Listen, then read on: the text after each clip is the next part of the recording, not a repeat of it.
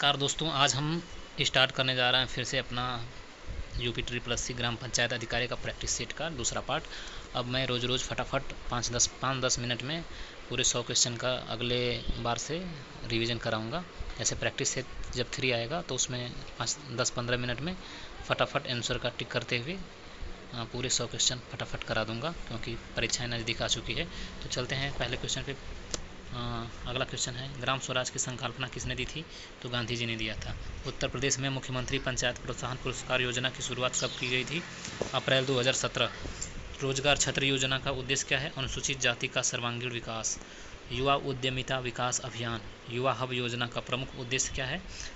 तो युवाओं को आत्मनिर्भर बनाना, स्टार्टअप बनाने में सहायता करना, योग्यता के अनुसार नौकरी देना, ये सभी उद्यमिता विकास योजना का प्रमुख उद्देश्य है। ग्रामीण खाद्य बैंक योजना पूर्वांचल के 6 जिलों में किस वर्ष प्रारंभ किया गया था? तो 2007 में किया गया था। आत्मनिर्भर उत्तर प्रदेश रोजगार अभियान 2020 को राज्य के कितने जिलों में प्रारंभ किया गया था? 31 जिलों में। निम्नलिखित में से कौन सी योजना का उद्देश्य जो है कचरा मुक्त शहर है? तो स्वच्छ भारत मिशन शहरी चरण 2। न्यूनतम आवश्यकता कार्यक्रम MNP किस पंचवर्षीय योजना के दौरान शुरू किया गया था? तो 5वीं पंचवर्षीय योजना के तहत शुरू किया गया था। अंत्योदय योजना वर्ष 1977-78 में निम्नलिखित में से किस राज्य सरकार द्वारा शुरू किया गया था? राजस्थान। राष्ट्रीय ग्राम स्वराज अभियान के दौरान कितने गाँवों के लिए विशेष पहल शुरू की गई थी? तो 21,058 गाँव में। आदर्श ग्राम पंचायत में क्या सम्मिलित है? तो शिक्षा युक्त पंचायत, जेंडर रोजगार युक्त पंचायत, स्वच्छता व हरित पंचायत, ये सभी सम्मिलित हैं आदर्श ग्राम पंचायत में। अगले क्वेश्चन पे आते हैं, जन्म मृत्यु के पंजीकरण से संबंधित जिला स्तर का अधिकारी कौन होता है? तो जिला रजिस्ट्रार। संयुक्त प्रांत पंचायत राज अधिनियम पारित किया गया था दिसंबर 1947 ईस्वी को। स्वतंत्रता के बाद जन्म एवं मृत्यु पंजीकरण अधिनियम कब आया था? 1969 में। गाँव के विकास कार्यों के लिए प्रस्ताव बनाने में पंचायत की मदद कौन करता है? ग्राम पंचायत सचिव। इलेक्ट्रॉनिक कंप्यूटर का आविष्कार किसने किया था? बी और सी दोनों सही है। इसका मतलब है कि जॉन मॉकली और प्रेस्पर एकर्ट ने। एलएम ट्यूरिंग इन्होंने नहीं किया था। प्रथम पीढ़ी के कंप्यूटरों में किसका प्रयोग किया जाता है? तो प्रथम पीढ़ी के कंप्यूटर में वर्किंग टूल का प्रयोग किया जाता है। दूसरे में ट्रांजिस्टर है, तीसरे में IC, चौथे में VLC ऐसे करके है, और पाँचवें में है ULSI और AI का प्रयोग किया जाता है। परम एक उदाहरण है सुपर कंप्यूटर का।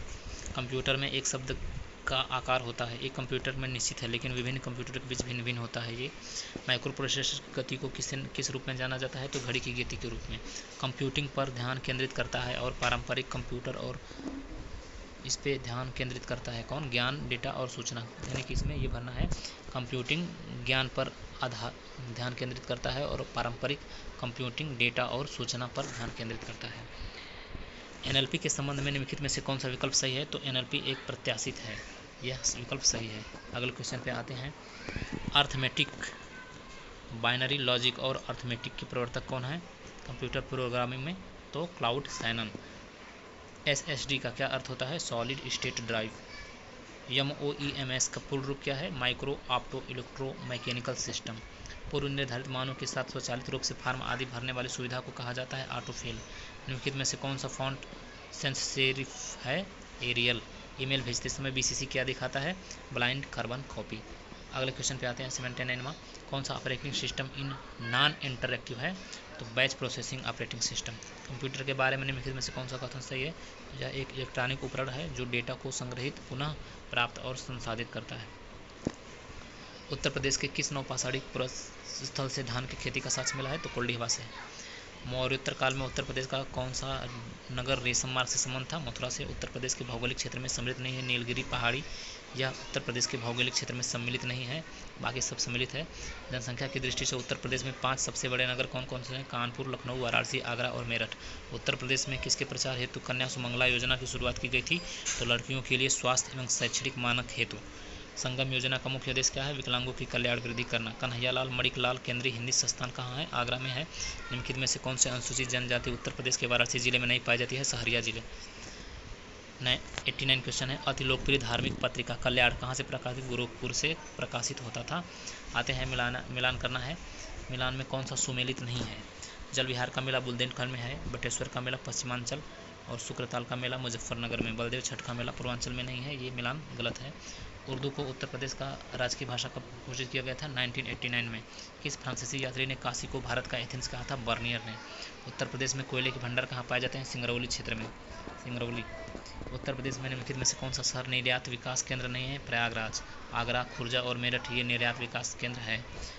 राज्य का कौन सा जिला? पीतल नगरी। पीतल नगरी मुरादाबाद। उत्तर प्रदेश की अर्थव्यवस्था के विभिन्न प्रखंडों का अभिनव प्रकृतियाँ निराशाजनक संभावना है सेवाओं में। प्रयागराज स्थित एल्फ्रेड पार्क का पुनः नामकरण किया गया, उसका किस नाम से रखा गया है? चंद्रशेखर आज़ाद के नाम पर रखा गया था। उत्तर प्रदेश की सबसे बड़ी बहुउद्देशीय परियोजना रिहंद परियोजना। भारत में हरित क्रांति के लिए ब्रेड बास्केट कहे जाने वाले राज्य? उत्तर प्रदेश, पंजाब और हरियाणा। यूपी की प्रमुखतम तिलहनी फसल है राई और सरसों, राई तथा सरसों। इस प्रकार आप देखेंगे हमने 5-6 मिनट में फटाफट 50 क्वेश्चन कर लिए। आगे से कल से हम पूरे 100 क्वेश्चन 10 मिनट में फटाफट 1 से लेकर 100 तक प्रैक्टिस सेट करेंगे लगातार हर दिन। Thank you. पसंद आए तो लाइक करिए, चैनल को सब्सक्राइब करिए। बाय।